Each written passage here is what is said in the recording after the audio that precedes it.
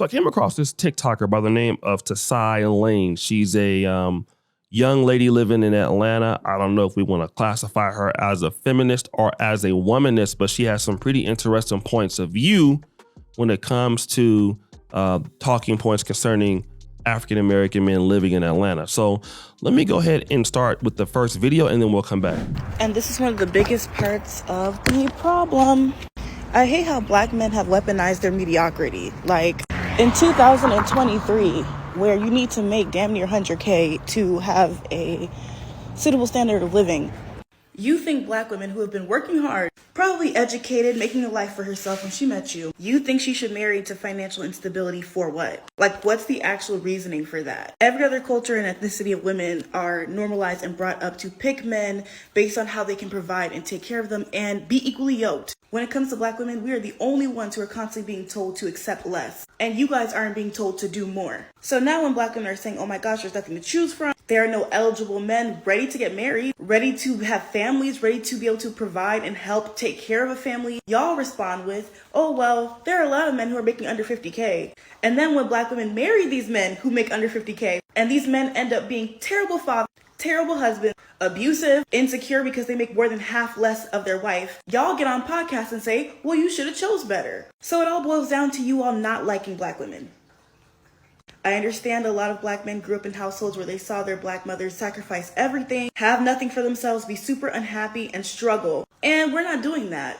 Period. Black men are allowed to have preferences when it comes to the body type of women, how their hair looks, their skin tone, things that they can't actually really control a lot of the times. But black women are not allowed to have standards when it comes to income and financial stability. The answer is do better. I think it's safe to say black women have nothing more to do to be better partners. And y'all are getting left behind, by the way. Black women have nothing left to do to be better partners. Y'all are getting left behind, by the way. I think, let me just say this. Okay, if you're a woman that's making $100,000 a year or more, yeah, I wouldn't want to expect that you would want to marry a guy that makes $50,000 a year. I think some of the issue comes to this socioeconomic class in dating. Like if you're a lawyer and you make $100,000 a year, but he's a plumber and he makes $250,000 a year, then it could also be a problem because he's not also an attorney like you. But the real issue is this. It's easy to crap on the guys and tell them to do better that make less money than you. That's easy. That's like, taking candy from a baby. What about the men that you can come across, that you can rub shoulders with in the same communities that you're in? Can we say, is Lonnie Love getting left behind? Is she leaving black men behind to get with who? James Welsh? Is Erykah Badu leaving black men behind to get with the 27-year-old J-Ron Atkinson? Is Lala Anthony leaving black men behind to deal with 21-year-olds?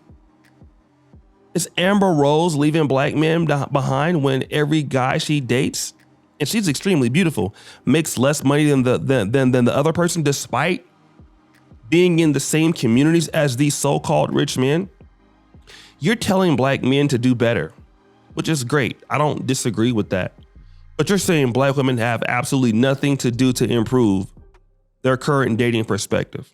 Are you serious? Because we could just leave black men out of it. There are other people in America that black women can be dealing with, and you're not even seeing the same situations with them, or we know. Like, look at Doja Cat. She's dating some broke white comedian that makes less money than her.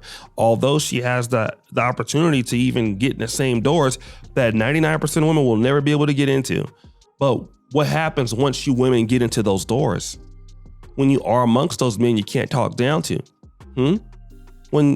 Because I'm gonna tell you what happens when you get into those doors. Those men don't want to hear somebody talking like you. You're dismissed equally or immediately, and those guys are gone already, right? So you're telling these guys to do better to catch up to what? What do they get when they get better? It's not like your attitude is gonna get better. It's not like your femininity is gonna get better for some of these guys. So then that's why they're not even dealing with people that talk like that, because you feel like you can do no wrong. So what? Who wants to be in a relationship with somebody that has that much ego? When egos kill relationships, this is why immaturity kills the cat. And what she's talking about is very feminist oriented. It's very in my case, anti-relationship. And this is the kind of person that no man can build any kind of successful future with talking like this. Okay. Now, let me go on to the next video where she describes some things about herself and her own looks as to why she feels like a lot of guys don't want to date her. This is her saying, it's not me. Let's go.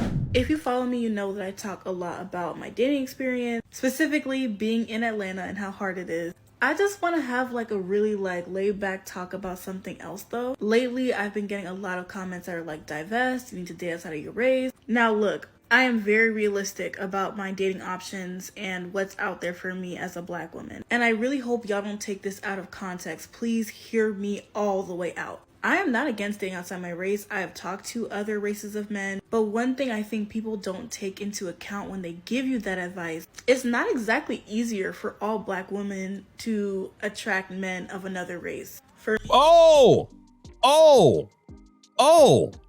Think about what she's saying. I'm glad somebody's being honest. It's not so easy to attract white men out of your race, especially when white men are at the top of the food chain, especially when they make more money and they have more opportunities on average. So it's not so easy. You can go and talk to a white man that might be doing not as well, but if you want to get the white man you feel like you deserve, you're also making the case that you're competing against white women, Asian women, and good-looking Black women also. They're going to have a different disposition. Let's talk about this. Let's continue. For me, at least, I have to take into account that I am not really any race's first choice. Okay. Now we're getting someplace. I'm not any race's first choice. This is what she's saying. It's not me saying it. This is what she's saying. Now she gets mad at Kevin. She's the person who didn't like Kevin Samuels. I went to her TikTok. She's upset with Kevin Samuels, but she's saying, I understand I'm not anybody's first choice. Why is that? Outside of me being obviously plus size, I'm also very unconventional. I don't really... Plus size? That's debatable if you can control being plus size. In this day and age, right? We all believe as men that we can control it, but women, okay, whatever. We'll leave that alone. But you can control how you act and how you present yourself. But how does she feel about that? Let's go. Really know whose type I am anymore, which isn't like the end of the world for me, because I'm not changing the way I like to dress, the way I like to do my makeup, the way I like to do my hair for anybody. But okay. So in the last clip, you're telling Black men to do better because you're getting left behind. But here, I'm not changing what I do, how I look, how I act for anybody. So why would a Black man want to do better for somebody like you? Go. I want to know. Why would somebody want to do better for a woman who feels, thinks, and acts like you with this particular commentary? What does he get? You're not going to change to do better. He's going to do better. And that's the whole problem in the Black American society. Black men need to do better when Black women have no issues, even though they're saying, I understand I'm not these people's types. Well, clearly you know that there's something that you need to do and then you don't want to do it. But this guy or these particular group of men need to get better. And once they get better and they realize that certain people are not the same, then when they go and get something they feel is better than what you're offering, then they're sellouts. But you're already saying that you don't want to make the change. Let's continue.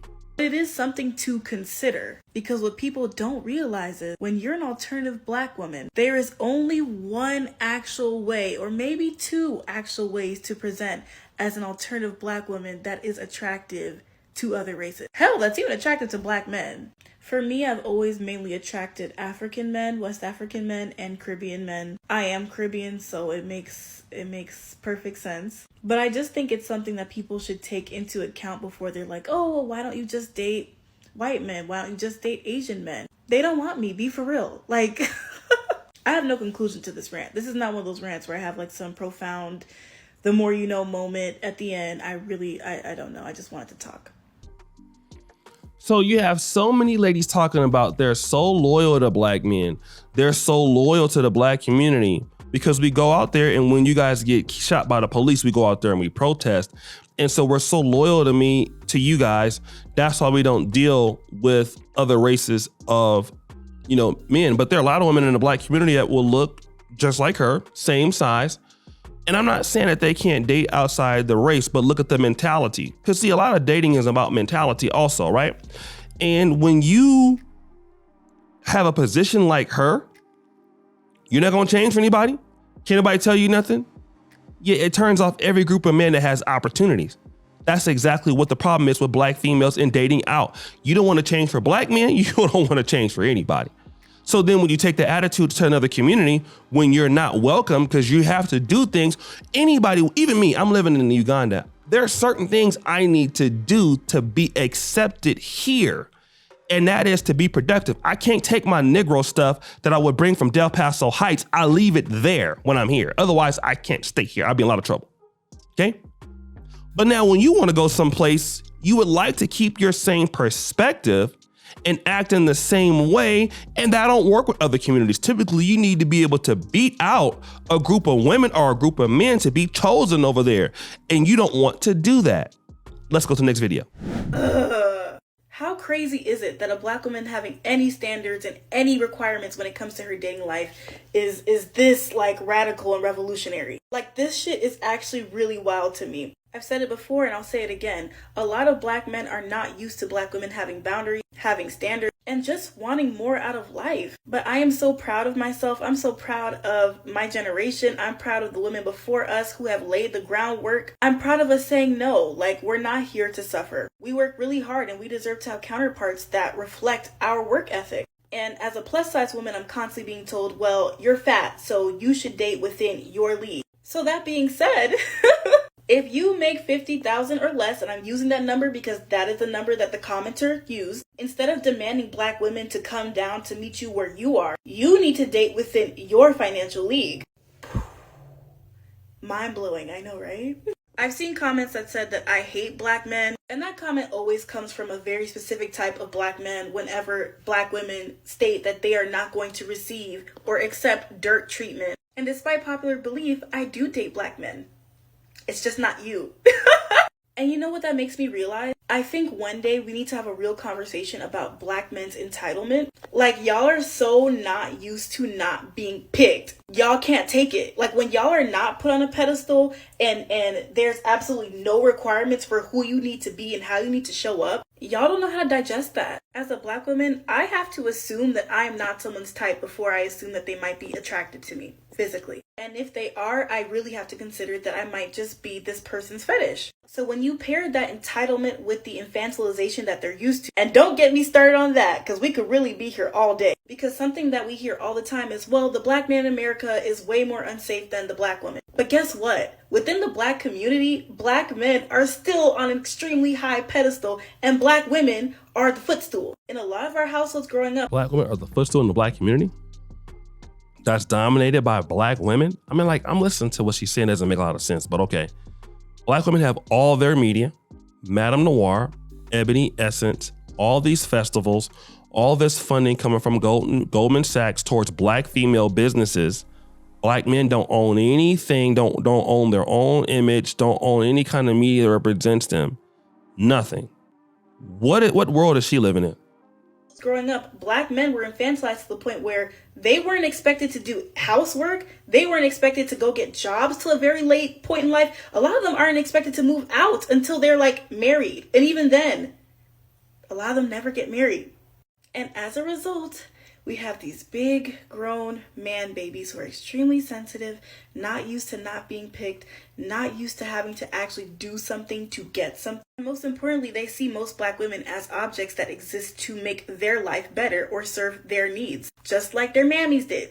But yeah, I could go on and on and on about this message. The black men that I date know who they are, and they know why they're who they are. The only ones that are getting upset at this are the ones that fit my description. Like, y'all can stay mad. Anyways, love you, black women. Bye. There probably is a level of entitlement coming from certain black men that feel like they don't need to do anything for black women.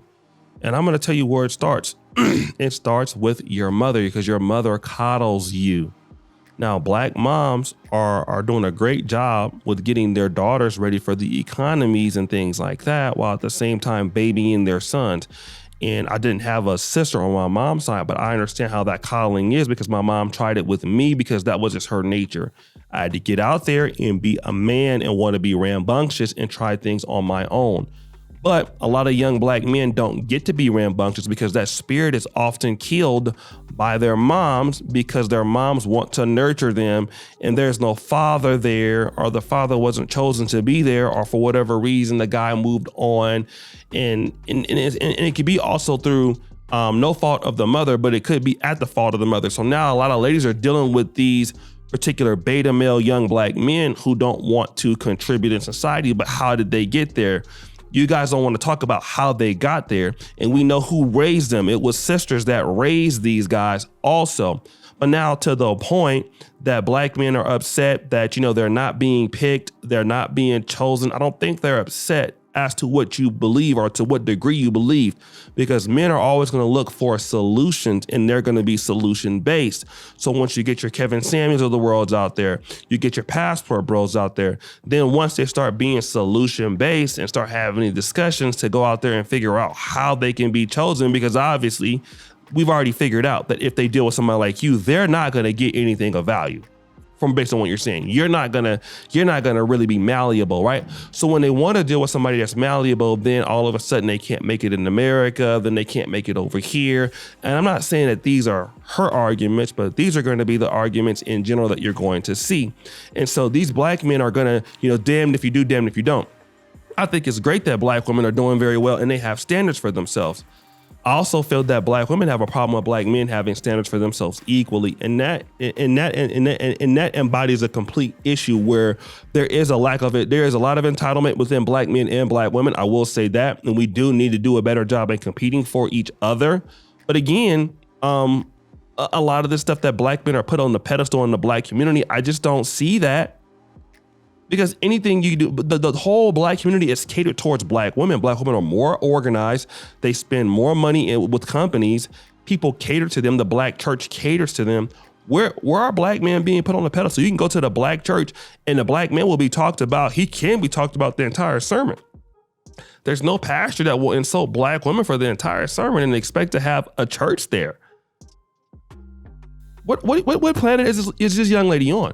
But this is why I want to say in closing, guys, this is why you got to control your own media as black men, because of people like this. If you don't, this is the outcome of not working together.